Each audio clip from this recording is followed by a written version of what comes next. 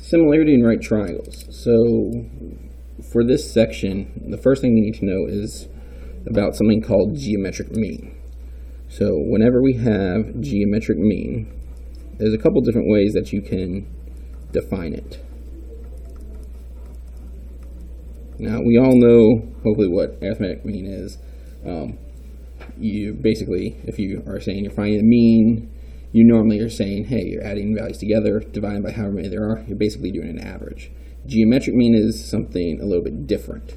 So with geometric mean, the way the book explains it is the number x such that a over x is equal to x over b, where a, b, and x are positive. So you can only find geometric mean of positive numbers. And you can use proportions to solve a geometric mean. Some books even go and call the place where the two x's are, they call them the means, and then the a and the b value, the extremes. And this is one way that you can talk about geometric mean. However, there's a much simpler way of explaining geometric mean. Just like when you're doing an arithmetic mean, you are adding numbers up and dividing how many there are. A geometric mean, you can take two numbers, multiply them together, and then take the square root. So the idea with the proportions is the same thing, because if I took that equation, I could change it so that we multiply the numerators and denominators of the opposite sides, so that we're cross multiplying. So you'd have a times b is equal to x times x. Well, x times x is the same thing as saying x squared. So if we just wanted x by itself, we would take the square root of both sides. We'd have the square root of a times b equals x. So essentially, all you're actually doing when you find a geometric mean is you're taking two numbers, multiplying them together, and then taking the square root. And this is the way that I will explain most of the problems in this section. This has to do with similarity. So yes, you are dealing with proportions in order to get to this setup, but you don't have to use proportions the entire time. It's actually much easier if you just remember the fact that geometric mean is taking two numbers, multiplying together, and then square rooting it.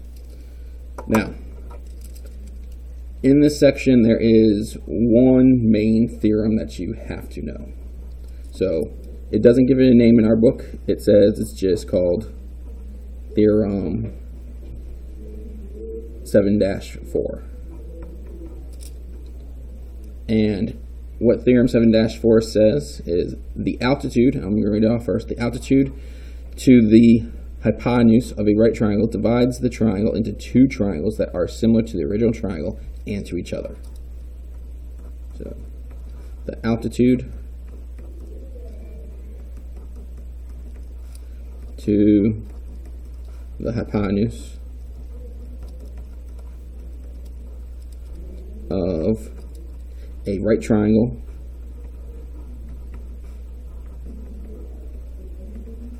divides the triangle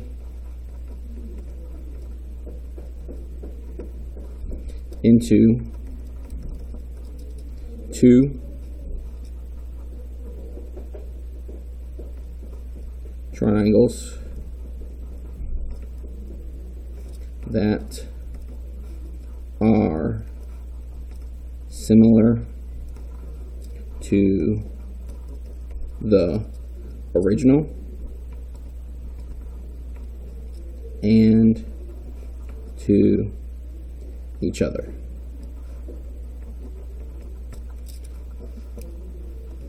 And if you draw a picture, it should make sense. So I'm going to draw a right triangle where the right angle is at the top. Again, it doesn't really matter how you draw the right triangle. The book draws it a little bit different.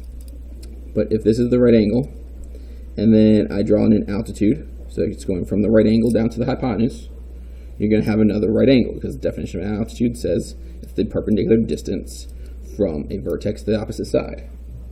Now, we know that in order to have similar triangles, one method of proving similarity is angle-angle. So in this figure, the overall big triangle has a right angle, and then these two angles. Well, if I look at just this triangle, I have a right angle, and this angle is shared with the original big triangle. So we have two angles that are the same, therefore they must be similar. Same thing here. I have a right angle and an angle that's shared with the big triangle, so they must be similar.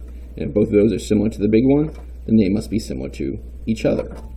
So on here, all three of these triangles that I've drawn now are similar. So both of the small triangles and the big triangle.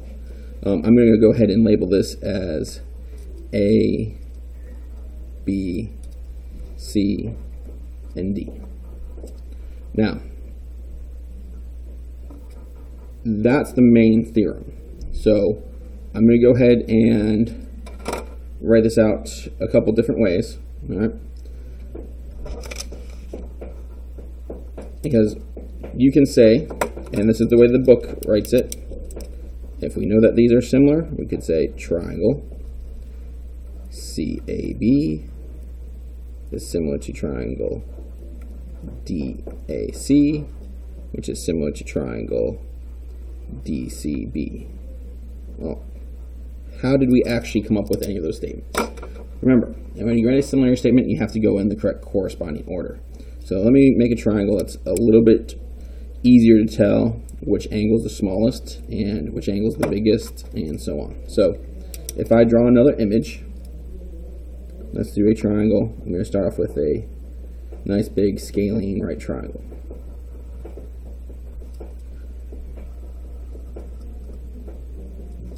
Alright, so it's pretty easy to tell. Smallest angle, medium-sized angle, biggest angle, and that biggest angle is my right angle. If I draw in an altitude here, it has to look like it's perpendicular to the other side. So again, it's pretty easy to tell. Small angle, medium-sized angle, big angle. Small angle, medium-sized angle, big angle. Let's give this a couple different names this time. So we have, let's say the big triangle. I'm just going to keep going with letters of the alphabet. So E, F, G, and this will be point H. Now, we're going to make a similarity statement. So I'm going to start off with writing one of the triangles. Let's say triangle, I'm going to start with a small one, E, F, H. Right, so now, I should be able to write two more triangles that are similar to that small triangle. So the original triangle that we're talking about is this little triangle right here, EFH. Well, one thing I like to do in order to identify what order this original thing is identify what's the smallest angle, what's the medium-sized angle, what's the big angle in each triangle. So I go ahead and look at the smallest triangle. I put one dot in the smallest corner, two dots in the medium-sized corner, and three dots in the biggest corner, which is the right angle. I'm going to do the same thing for the medium-sized triangle. One dot in the smallest corner, two dots in the medium-sized corner, and three dots in the biggest angle, which is the right angle. And you'll notice that by doing so, the overall big triangle has that same pattern. One dot in the smallest angle, two dots in the medium-sized angle, and three dots all together there in the right angle. So I can now see, all right, for EFH, E was 2, F was 1, H was 3.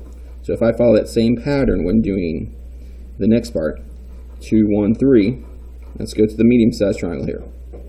2, 1, 3. 2 is an F, 3 is H, sorry, 1 is G, and 3 is H. So again, following that same pattern, 2, 1, 3, 2, 1, 3.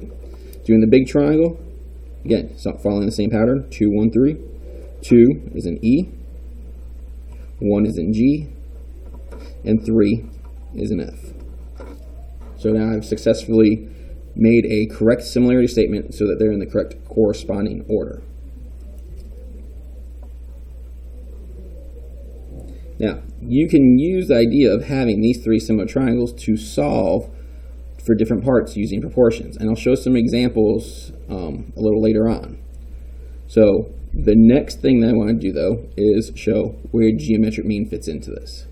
So geometric mean we can use whenever we have a triangle that's in the same situation here. So if you have a triangle where you have the altitude drawn in from the right angle to the hypotenuse, there's two different formulas that you can make with geometric mean. Now our book does these formulas as proportions. Again, I like to stay away from the proportions. It's fine if you use the proportion equations instead, but that's much easier to understand when you're doing it in terms of an equation for geometric mean as the square root of the product of two parts. So,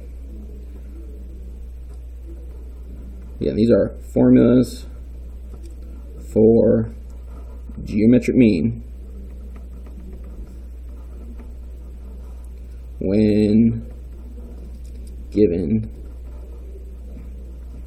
a right triangle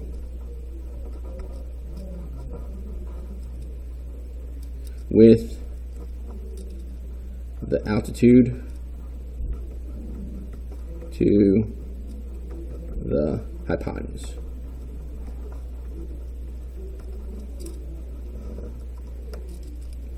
Now, I'm going to draw one image for this and label some parts. So I'm going to draw it kind of like I did the first figure. Trying to make a right triangle where that right angle is at the top. I'm going to draw in my altitude. And then I'm going to label some parts. So, of course, this piece going straight up and down, that's our altitude. Then we have the two sides of the big triangle that are next to the right angle are the legs of the right triangle. So we have leg 1 and leg 2.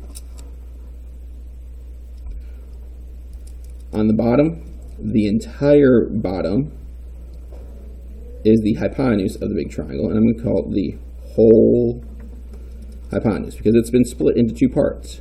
So this is the whole hypotenuse. Now, this piece I'm just going to call part 1 of the hypotenuse, and this I'm going to call part 2 of the hypotenuse. So, we have two different formulas. One formula that's going to help us solve for the altitude, and one formula that's going to help us solve for a leg. So if we are trying to solve for the altitude, you can take the geometric mean of the two parts of the hypotenuse. So again, what that means is you're taking the product of part 1 and part 2 and then square rooting it. So again, geometric mean, you're doing the square root of, in this case, for the altitude, part 1 times part 2. So there'll be actual numbers here that we plug into these places. Then we have a leg. For a leg, it's a geometric mean of the adjacent part and the whole. So I'm just going to write it in there, kind of long. I'll abbreviate adjacent. So we have adjacent part and the whole. Sometimes I abbreviate these equations a little bit more. I'll just say P1 and P2. Sometimes I'll put AP and W. But again, for the altitude, it's the geometric mean of part 1 and part 2. For a leg, it's a geometric mean of the adjacent part and the whole. Now again, you could go through and set up a proportion every single time to solve for these. But it's kind of pointless to try to memorize the proportion every time when, in the end, this is what you end up doing anyway. Go straight to the finish. There's no reason to set up the proportion every time. If you're trying to memorize something, you might as well memorize what it ends up looking like instead of what it starts off looking like, because it's the same pattern every single time. Now, I do want to do examples for these. These are all the notes for section 7.4, but we're also going to do some examples. So this is the end of the notes. The next video will show examples for 7.4.